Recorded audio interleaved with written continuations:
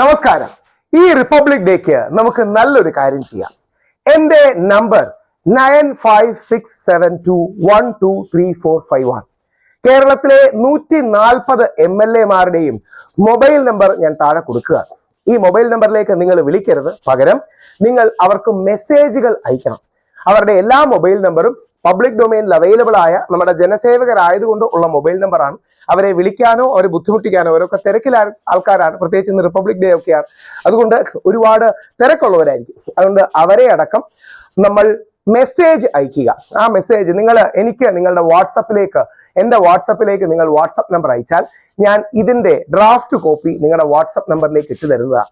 അങ്ങനെ 140 MLA മാർക്കും നമ്മൾ ആദ്യ ഘട്ടത്തിൽ നമ്മൾ അവരുടെ വാട്സപ്പിലേക്ക് ഈ മെസ്സേജ് അയക്കുകയും ആ വാട്സപ്പിൽ അവരെ കണക്ട് ചെയ്യുകയും ഒരു പുരുഷ കമ്മീഷൻ വേണം എന്നാവശ്യപ്പെടുകയും ചെയ്യുന്നുണ്ട്. ഞാനടക്കം കഴിഞ്ഞ ഒരാഴ്ചയിൽ ഒരുപാട് ആൾക്കാർ, 100 കണക്കിന് ആൾക്കാർ, പുരുഷന്മാർ വിളിച്ചവരുടെ വേദനയും വിഷമവും ഒക്കെ പറയുന്നു.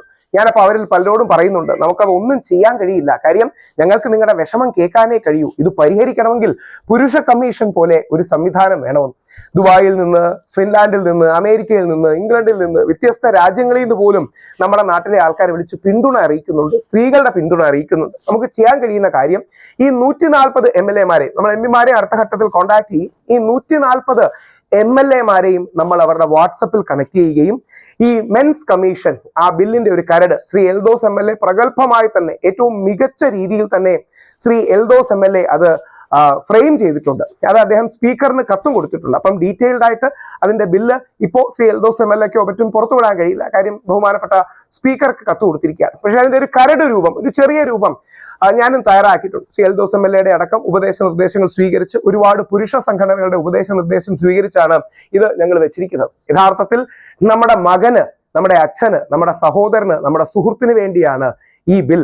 നമ്മുടെ മക്കളെ, നമ്മുടെ മകനെ അല്ലെങ്കിൽ നമ്മുടെ സഹോദരനെയോ അച്ഛനെയോ ഒന്നും നാളെ ആരും വ്യാജ കേസിൽ കുടുക്കാതിരിക്കാൻ വേണ്ടിയാണിത്. അതുകൊണ്ട് നിങ്ങളുടെ MLA, ഞാൻ കൃത്യമായിട്ട് ആൽഫബറ്റിക് ഓർഡറിൽ ഓരോ കോൺസ്റ്റിറ്റ്യുവൻസിയുടെയും പേര് കൊടുത്തിട്ടുണ്ട്. നിങ്ങളുടെ MLA ആരെന്ന് കണ്ടെത്തുക, ആ MLAയുടെ നമ്പർ എടുക്കുക. അവർക്ക് നിങ്ങൾ ഈ മെസ്സേജോ അല്ലെങ്കിൽ നിങ്ങളുടേതായ ഒരു മെസ്സേജോ പുരുഷ കമ്മീഷനെ സപ്പോർട്ട് ചെയ്യണം, പുരുഷ കമ്മീഷൻ ബില്ലിനെ സപ്പോർട്ട് ചെയ്യണം എന്ന റിക്വസ്റ്റ് റേസ് ചെയ്യുക. ഒരു മൊമെന്റം സൃഷ്ടിക്കാൻ നമുക്കായിട്ടുണ്ട്.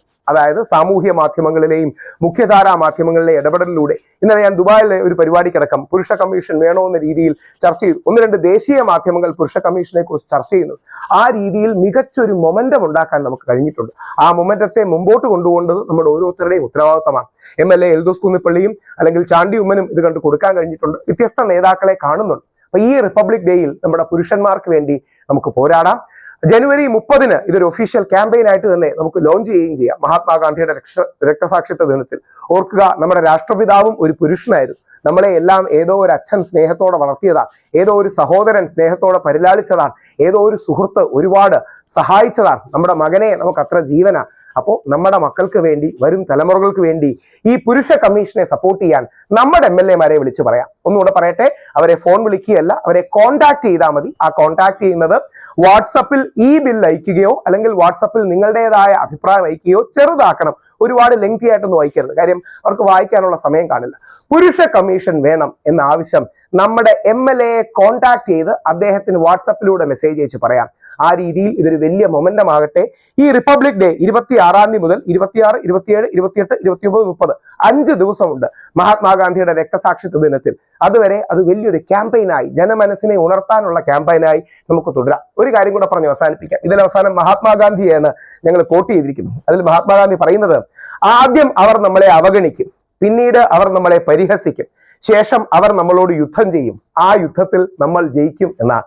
അങ്ങനെ പലരും അവഗണിക്കുകയും പരിഹസിക്കുകയും ഒക്കെ ചെയ്യും. അത് നമ്മൾ, അതായത് MLA മാരല്ല, ഈ സോക്കോൾഡ് ഫെമിനിസ്റ്റ് അല്ലെങ്കിൽ തീവ്ര ഫെമിനിസ്റ്റുകളും മുഖ്യധാരാ മാധ്യമങ്ങളും, അവരുടെ അവഗണനയും പരിഹാസവും നമ്മളോട് യുദ്ധം ചെയ്യലും ഒക്കെ ഉണ്ടാകും.